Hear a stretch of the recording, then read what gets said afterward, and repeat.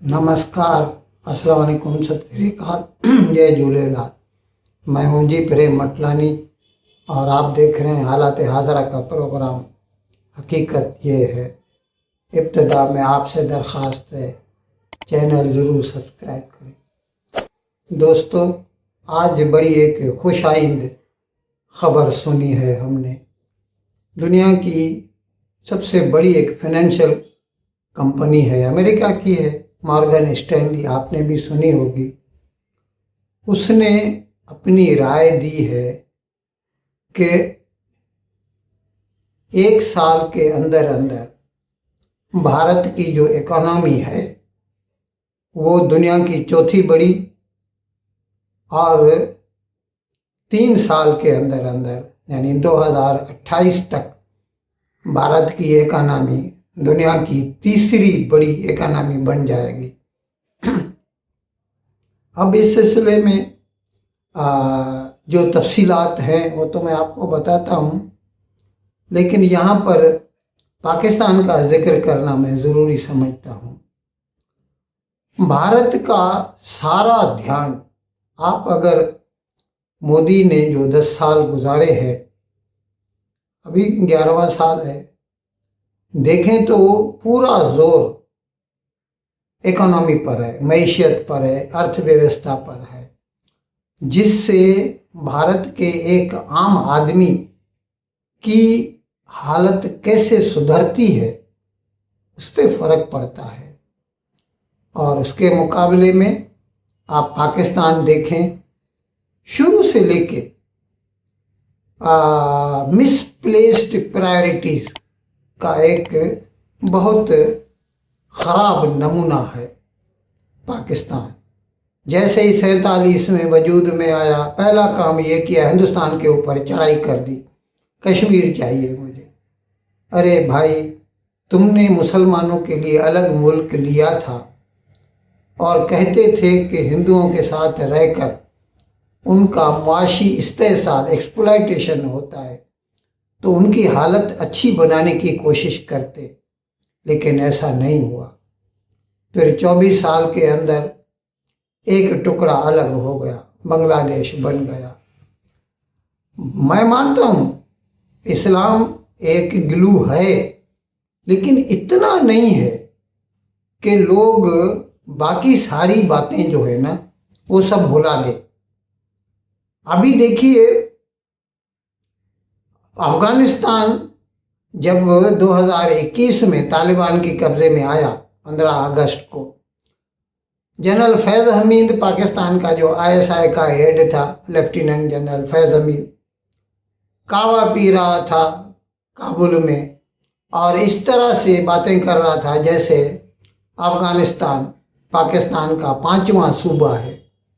आज हालत ये है कि अफ़गानिस्तान को उठते बैठते पाकिस्तान गालियाँ देता है। हद तो ये है कि अभी 3 दिन कबल बलूचिस्तान में जो जाफ़र एक्सप्रेस को बलूचिस्तान लिबरेशन आर्मी वालों ने हाईजैक किया, तो पाकिस्तान ने बिना सोचे समझे, बिना किसी सबूत के अफ़गानिस्तान और हिंदुस्तान के ऊपर इल्ज़ाम लगा दिया। 76 साल से यही करता आ रहा है। कभी अपने गिरेबां में झांक कर नहीं देखा कि क्या मैं कोई गलती कर रहा हूँ। हर चीज़ का उनके पास एक ही जवाब है, इस्लाम और हिंदुस्तान के साथ दुश्मनी, और कुछ नहीं। लेकिन ये बातें करने से लोगों का पेट नहीं भरता, ये लोग समझते नहीं। बलूचों को तकलीफ़ है, पश्तूनों को तकलीफ़ है, पंजाबी उनका इस्तेहसाल कर रहे हैं, आपको मानना पड़ेगा, सिंधियों का इस्तेहसाल कर रहे हैं। 60% पाकिस्तान के जो नेचुरल रिसोर्सेज हैं वो सिंध से आते हैं, कमाई सिंध से आती है, 15% उसको वापस करते हैं। ये कहाँ का इंसाफ है? उल्टा उसके ऊपर आप दरिया सिंध पर 6 कैनाल और बना रहे हैं ताकि उनको जो थोड़ा बहुत पानी मिलता है वो भी नहीं। इस वक्त भी हालत ये है कि गुलाम अहमद बैराज जो कि साउथ में है, हैदराबाद के नज़दीक, वहाँ तक भी पानी नहीं पहुँचता और समंदर का पानी वापस आता है। किसी भी वाटर एक्सपर्ट से पूछ लीजिए, वो बोलेगा कि ये बड़ी बेवकूफ़ी है, लेकिन पंजाबियों को समझ में नहीं आता। उनको चाहिए कि हम सब कुछ ले लें, क्योंकि वो जाहिर है वो तो ऊपर है, वो सारा पानी खुद लेना चाहते हैं, ये नौकरियां वो लेना चाहते हैं और पावर पूरा फौज के हाथ में है, यानी पंजाबियों के हाथ में है। और अगर कोई कुछ भी डिमांड करता है तो उसका जवाब यही होता है, हम सब मुसलमान हैं। अरे मुसलमान है इसका मतलब तुम दूसरों का पेट काटो। अब इसके बदले में भारत जो है ना, आज भी आप सोचिए, अंग्रेजों ने कहा था ये नहीं चल पाएंगे। इस वक्त 28 सूबे हैं भारत में, स्टेट्स कहते हैं। किस तरह भारत ने 77 साल तक 76 साल तक 77 साल तक सबको साथ रखा है। जाहिर है कभी कभी सख्ती भी करनी पड़ती है, लेकिन जहां पर बातों से काम हो जाए वहां पर अगर आप सख्ती करेंगे तो उसका नतीजा हमेशा गलत निकलता है। हालत ये है कि कश्मीर में पाकिस्तान अपने दहशतगर्द भेजकर वहाँ की हालत ख़राब कर रहा है, लेकिन उसके बावजूद भारत की सरकार कश्मीरियों को सबसे ज़्यादा फंड्स देती है, सबसे ज़्यादा तरक्की कश्मीर में होती है, ताकि उनको सेंस ऑफ निगलेक्ट, ऐसा से महरूमी महसूस न हो। अभी मैंने जैसे अर्ज किया कि अगर जैसे मॉर्गन स्टैनली ने कहा है कि भारत की जो इकोनॉमी है एक साल में 26 में, यानी ये अभी देखिए इसको हम 24-25 कहते हैं, यानी फाइनेंशियल ईयर 25, जो चंद दिनों के बाद पूरा हो जाएगा, 15 दिनों के बाद, 15-16 दिनों के बाद फिर फाइनेंशियल ईयर 26 शुरू हो जाएगा। 25-26 आमतौर पर हम लिखते हैं फाइनेंशियल ईयर 26। इसमें हम चौथी बड़ी इकोनॉमी बन जाएंगे, यानी जापान को पीछे छोड़ देंगे। और फिर 2 साल और उसके बाद हम इंशाल्लाह, जैसा मॉर्गन स्टैनली ने प्रोजेक्ट किया है, और हमें उम्मीद है बारिंग एनी अनफोर्सिन सर्कमस्टांसेस, इतना तो हम भी कह सकते हैं, हम खुदा तो नहीं है कि हम मुस्तकबिल के बारे में यकीन से वसूख से कुछ भी कह सके, लेकिन जिस किस्म के हालात हैं, जिस किस्म की पॉलिसीज़ भारतीय सरकार ने अडॉप्ट की हुई है, उससे न सिर्फ हमें बल्कि इंटरनेशनल एक्सपर्ट्स को लगता है कि इंशाल्लाह हम 2028 तक दुनिया की तीसरी बड़ी इकोनॉमी यानी $5.7 ट्रिलियन इकोनॉमी बन जाएंगे। और उसकी वजूहत सामने हैं हमारे। एक तो कुछ लोग कहते हैं, मेरे एक व्यूअर है मेरा, उसने लिखा था कि भारत का जो एक मसला है वो है पॉपुलेशन। मैंने उसे लिखा था अभी वो मसला नहीं है, पहले था कभी 75 में जब इमरजेंसी लगाकर संजय गांधी ने ज़बरदस्ती नसबंदी कराई थी, वैसेक्टोमी होती थी। अभी ऐसी हालत नहीं है। मालूम है यूपी और बिहार में जो है फर्टिलिटी रेट ज़्यादा है, लेकिन ऑल इंडिया लेवल पर हमारा फर्टिलिटी रेट जो है 2.1% है, जो कि रिप्लेसमेंट रेट कहा जाता है। So we are well on the dot. और ये 140 करोड़, इस वक्त हम दुनिया की सबसे बड़ी पॉपुलेटेड कंट्री है। इसके अगर नेगेटिव्स हैं तो पॉजिटिव्स भी हैं। भारत को एक कैप्टिव मार्केट है 140 करोड़ बंदों का, और इसकी वजह से पूरी दुनिया की कंपनियां चाहती हैं वो अपनी अपनी दुकान यहाँ पे लगाएं, क्योंकि मार्केट रेडीमेड मिलता है। दूसरे जो गवर्नमेंट है उसकी पॉलिसीज़ जो है बिजनेस फ्रेंडली हैं। इन्फ्लेशन वेल अंडर कंट्रोल, 3 दिन पहले मैंने प्रोग्राम किया था, 3.6%, 4% से लेस है। यही तो भारत का जो बजट देते हैं तो वो यही उम्मीद करते हैं कि हम इंशाल्लाह इन्फ्लेशन को 4% तक रखेंगे। ये तो उससे कम है, लेकिन एकदम माइनस भी नहीं होनी चाहिए। कुछ लोग कहते हैं कि नहीं माइनस में जाना चाहिए, वो डिफ्लेशन खराब है सेहत के लिए, मुल्क की इकोनॉमी के हेल्थ के लिए वो भी खराब है।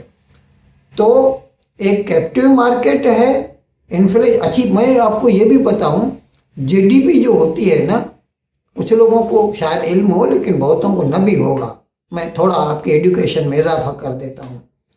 जो नॉमिनल जीडीपी होती है मुल्क की, उसमें से इन्फ्लेशन काट के नेट जीडीपी गिनी जाती है। अभी जब हम कहते हैं कि भारत की जीडीपी 6.5%, मैंने प्रोग्राम किया था 6% के हिसाब से बढ़ेगी इस साल 24-25 जो है, तो उसका मतलब ये है कि उसमें से यानी 6.5 प्लस समझो 4% इन्फ्लेशन के, यानी टोटल नॉमिनल जीडीपी हमारी 10.5%, 4% इन्फ्लेशन काट के नेट में भारत की जीडीपी होगी 6.5%। तो हमारी इन्फ्लेशन कंट्रोल में है, हमारी एक्सपोर्ट्स बूमिंग है, और एक्सपोर्ट्स में स्पेसिफिकली जो है हमारी सर्विसेज एक्सपोर्ट बहुत तेज़ी से आगे बढ़ रही। ऐसे तो मर्चेंडाइज भी बढ़ती हैं, लेकिन क्या है कि एक्सपोर्ट बढ़ती तो हैं लेकिन उसके मुकाबले में इंपोर्ट और ज़्यादा हो जाती है। तो उसकी वजह से हमारा जो है ट्रेड डेफिसिट तो रहता ही है, ये अलग बात है। लेकिन उसको फिर कंपेंसेट करती है हमारी सर्विसेज एक्सपोर्ट। जैसे मैंने बताया कि जैसे हिंदुस्तान का जो ह्यूमन रिसोर्सेज सेक्टर है और हिंदुस्तान के जो एजुकेशन की पॉलिसीज़ हैं, तो जो पढ़ा लिखा बंदा है ना, वो जब कमाता है ना, अभी जैसे मैंने एक प्रोग्राम किया था, बताया कि दुनिया की सारी बड़ी बड़ी कंपनियां अपना global capability centre GCC Bharat में लगा रहे हैं, और उनकी जो कमाई होती है ये उनका बैकएंड जो है ऑफिस होता है। बड़ी बड़ी कंपनियों का जैसे गूगल हो, कोई भी ले लीजिए, माइक्रोसॉफ्ट हो, कॉग्निजेंट हो, इनके जो जीसीसी रहते हैं ना, उनमें जो कमाई होती है उस कंपनी को, that is counted as exports of India, क्योंकि वो डॉलर में होती है कमाई। तो अगर हमारी मर्चेंडाइज एक्सपोर्ट भले ही बढ़ती है, लेकिन अगर इंपोर्ट ज़्यादा बढ़ जाती है, तेल महंगा है, आपको तो इल्म है, जंगें जारी हैं, जिसकी वजह से तेल महंगा है तो तेल तो लेना ही पड़ता है, मुल्क बढ़ता है तो तेल की ज़रूरत भी बढ़ती है। तो मैं अर्ज़ कर रहा था कि अगर हमारी मर्चेंडाइज एक्सपोर्ट से मर्चेंडाइज इंपोर्ट बढ़ जाती है और ट्रेड डेफिसिट होता है, तो उसका पुरावा कैसे होता है? हमारी सर्विसेज एक्सपोर्ट बढ़ती है। हमारी जो है रेमिटेंसेस, जो भारत के बंदे बाहर रहते हैं, एनआरआई, नॉन रेजिडेंट इंडियंस, वो जब हिंदुस्तान को भेजते हैं $130 बिलियन हर साल। दुनिया में कोई मुल्क नहीं है जिसको इतनी रेमिटेंसेस मिलती हों। इन सारी बातों की वजह से जो है भारत की economy is in the bullish phase, और हमें उम्मीद है कि जैसा मॉर्गन स्टैनली ने कहा है, हम कहेंगे कि आपके मुंह में घी शक्कर, तो इंशाल्लाह 1 साल के अंदर हम चौथी बड़ी इकोनॉमी, और 2 साल और यानी 3 साल के बाद 2028 तक इंशाल्लाह हम दुनिया की तीसरी बड़ी इकोनॉमी बन जाएंगे। आमीन। इन अल्फाज के साथ आज का प्रोग्राम ख़त्म करने की आपसे इजाज़त चाहता हूँ, लेकिन विदाई लेने से पहले एक मरतबा फिर आपसे मेरी दरख्वास्त है कि जिस किसी साहब या साहबा ने अब तक हमारे इस चैनल को सब्सक्राइब नहीं किया, अज़राह करम इसको जल्द से जल्द सब्सक्राइब करें, प्रोग्राम को लाइक करें, शेयर करें, और घंटी का बटन दबाना न भूलें। बहुत बहुत शुक्रिया। खुदा हाफिज़।